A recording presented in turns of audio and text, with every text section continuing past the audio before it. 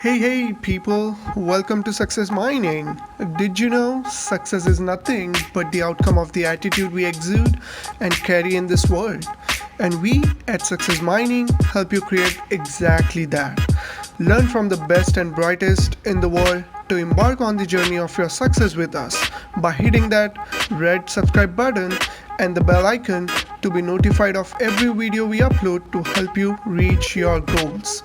And without further ado, let's get started.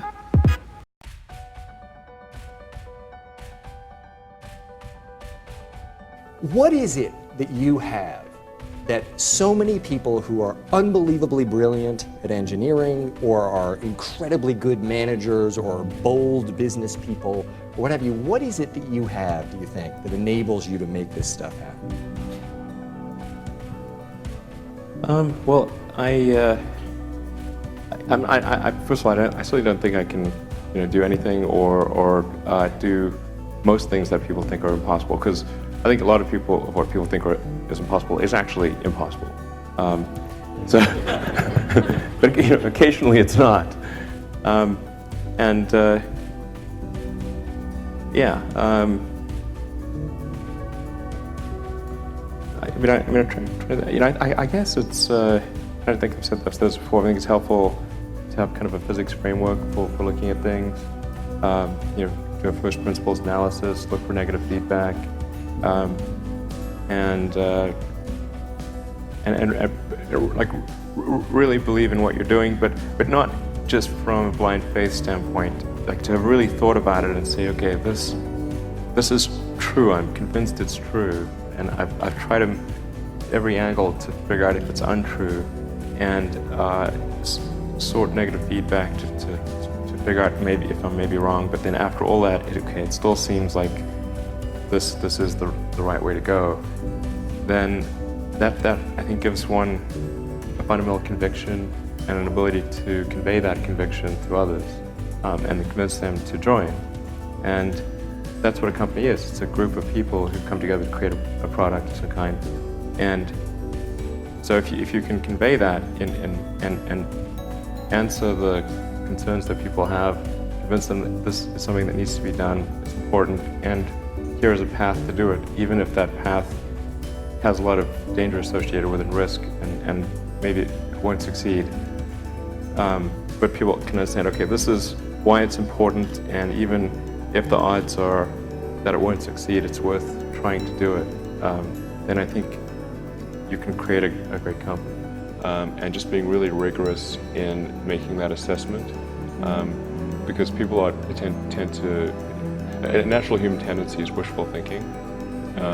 So a challenge for entrepreneurs is to say, well, what's the difference between really believing in your ideals and sticking to them versus pursuing some unrealistic dream that doesn't actually have merit? And that is a really difficult thing to tell. Can you tell the difference between those two things? Right. So you need to be sort of very rigorous in your self-analysis. I think certainly extremely tenacious, and then just work like hell. I mean, you just have to put in 80 to 100 hour weeks every week. Gosh. And That's then a lot of work. all those things improve the odds of success. Okay. I mean, if other people are putting in 40-hour work weeks and you're putting in 100-hour work weeks, then even if you're doing the same thing, you know that in 1 year you will achieve what they achieve. You will achieve in 4 months what it takes them a year to achieve. And then I think it's also important to reason from first principles rather than by analogy. So the normal way that we conduct our lives is we reason by analogy.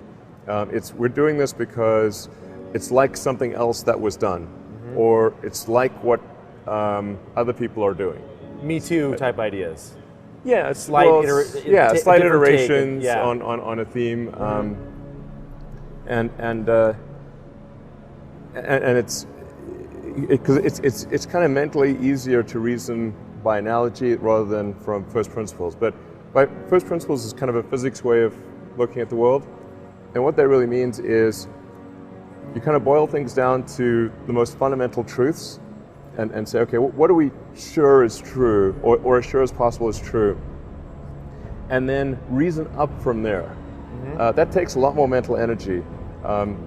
Give me an example of that. Like, what's one thing that you've done that on that you feel has worked for you?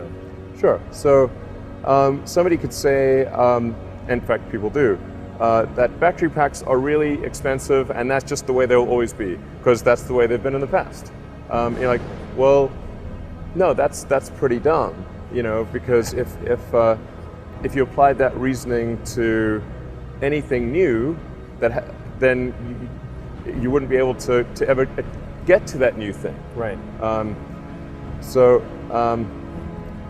You know, it's like you can't say, oh, you know, horses, nobody wants a car because horses are great and we're used to them and they can eat grass and there's lots of grass all over the place, and you know, there's no gasoline that people can buy, so people are never gonna get cars. Right. People did say that. You know?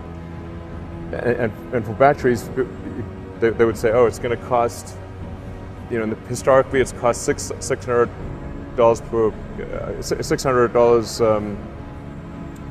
per kilowatt hour, and so it's not going to be much better than that in the future. And you say, no, okay, well, what are the batteries made of? So first principles would be to say, okay, what are the material constituents of the batteries? What is the spot market value of the material constituents? So you can say, okay, it's got cobalt, nickel, aluminum, carbon, and some polymers for separation, and a steel can. So break that down on a material basis and say, okay, what if we bought that on the London Metal Exchange, what would each of those things cost? Like, oh, geez, it's like $80 per kilowatt hour. So clearly, you just need to think of clever ways to take those materials and combine them into the shape of a battery cell, and you can have batteries that are much cheaper than anyone realizes. How do you think about making a decision when everyone tells you this is a crazy idea? Or where do you get the internal strength to do that? Well, first of all, I'd say I actually think I feel fear quite strongly. So it's not as though I just have the absence of fear. I feel it quite strongly. But there are just times when something is important enough, you believe in it enough, that you do it in spite of the fear. So speaking of important things, it's like people shouldn't think, people shouldn't think, well, I feel fear about this and therefore I shouldn't do it. It's normal to feel fear. Like there'd have to be something mentally wrong if you didn't feel fear. So you just feel it and let the importance of it drive you to do it anyway? Yeah, actually something that can be helpful is fatalism to some degree. If you just accept the probabilities, then that diminishes fear. When starting SpaceX, I thought the odds of success were less than 10%. And I just accepted that actually probably I would just lose everything.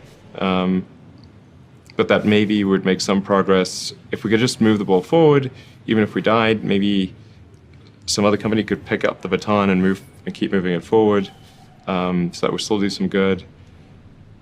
Yeah, same with Tesla. I thought the odds of a car company succeeding were extremely low.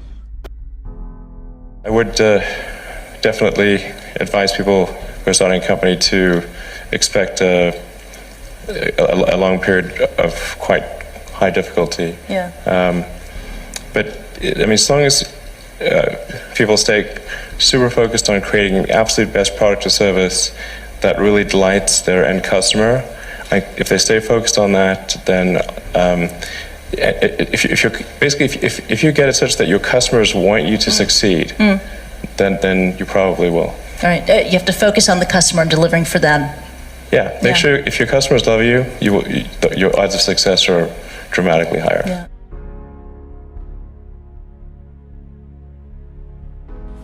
First of all, I'd say starting a business is not for everyone. So generally, starting a business, I'd say number one is have a high pain threshold. That's there's a friend of mine who's got a good saying, which is that starting a company is like eating glass and staring into the abyss. Okay, that's generally what happens, because when you first start a company, there's lots of optimism and things are great. And then, so happiness at first is high. Then you encounter all sorts of issues, and happiness will steadily decline. And then you'll go through a whole world of hurt. One does have to be focused on the short term and money coming in when creating a company, because otherwise the company will die. So I think that a lot of times people think like creating a company is going to be fun. I would say it's not. It's really not that fun. I mean, there are periods of fun, and there are periods of where it's just awful. And particularly if you're the CEO of the company, you actually have a distillation of all the worst problems in the company. There's no point in spending your time on things that are going right. So you only spend your time on things that are going wrong. And there are things that are going wrong that other people can't take care of. So you have like the worst. You have a filter for the crappiest problem in the company, the most pernicious and painful problem. So I wouldn't say I think you have to feel quite compelled to do it, and have a fairly high pain threshold. And there's a friend of mine who says like starting a company is like staring into the abyss and eating glass. And there's some truth to that. The staring into the abyss part is that you're going to be constantly facing the extermination of the company, because most startups fail. It's like 90%, arguably 99% of startups fail.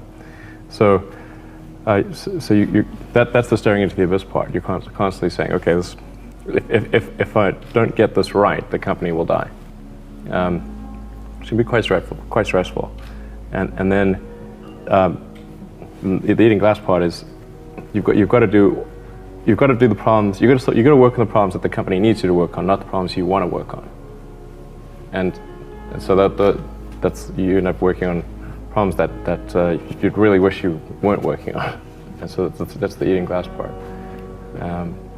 And that goes on for a long time. So how do you keep your focus on the big picture when you're constantly faced with, we could be out of business in a month?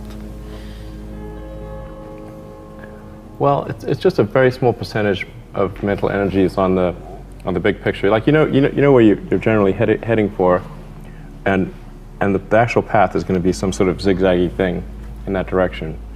And try not to deviate too far from the path that you want to be on, but you're going to have to do that to some degree.